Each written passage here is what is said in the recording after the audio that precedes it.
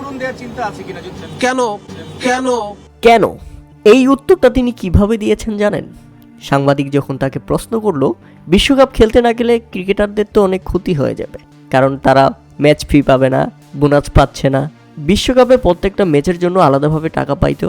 বিশ্বকাপে বাংলাদেশ যাই পারফরমেন্স করুক, যে প্রাইজ মানি সেটার ভাগ পেত, এগুলো সব কিছু ক্রিকেটাররা পেত। কিন্তু বিশ্বকাপ খেলতে না গেলে বাংলাদেশ এগুলো ক্রিকেটাররা পাবে না। এ ব্যাপারে সাংবাদিক প্রশ্ন করে, তাহলে কি ক্রিকেটারদের ক্ষতিপূরণ দেবেন আপনারা? আর সাথে সাথে বিসিবির পরিচালক এম নজরুল ইসলাম স্পষ্টভাবে বলে ওঠেন, কেন বিশ্বকাপে না গেলে ক্রিকেটারদের ক্ষতিপূরণ কেন দেব? ওরা খারাপ খেললে আমরা তো ওদের টাকা দেয়া বন্ধ করি না, তাদের তো বেতন বন্ধ নেই।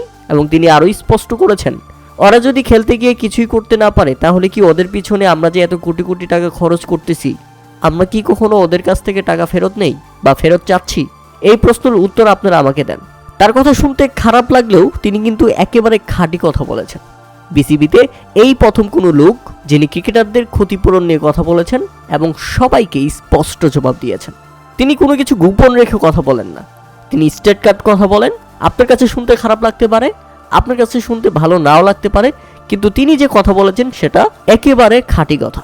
বিশ্বকাপ খেলতে গিয়ে ক্রিকেটাররা টাকা ঠিকই পায়, কিন্তু পারফর্ম করতে না পারলে আমরা কিন্তু তাদের কাছ থেকে সেই টাকা ফেরত চাই না, বা ক্রিকেটাররা কিন্তু এর মধ্যে কোনো দায়বদ্ধতা দেখায় না।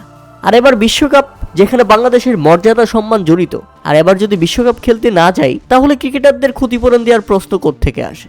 আমারও কথা হচ্ছে যে বাংলাদেশি ক্রিকেটাররা কি ভাড়াটিয়া, যে আমরা কোথাও না গেলেও তাদেরকে ভাড়া দিতেই হবে?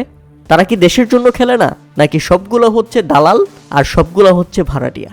অথচ পুরো দেশ, পুরো জাতি এই ক্রিকেটারদের নিরাপত্তা নিয়ে চিন্তিত। তারা কিভাবে ভালো থাকবে, তারা কোথায় গিয়ে ভালো খেলতে পারবে, সেটা নিয়ে পুরো দেশ চিন্তা করতেছে। আর কিছু সাংবাদিক এবং ক্রিকেটাররা চিন্তা করতেছে তারা কিভাবে টাকা পাবে বা কোথা থেকে টাকা নেওয়া যায়। বিশ্বকাপ খেলতে না গেলে তাদেরকে ক্ষতিপূরণ দিতে হবে, মানে একেবারে মামাবাড়ির আবদার।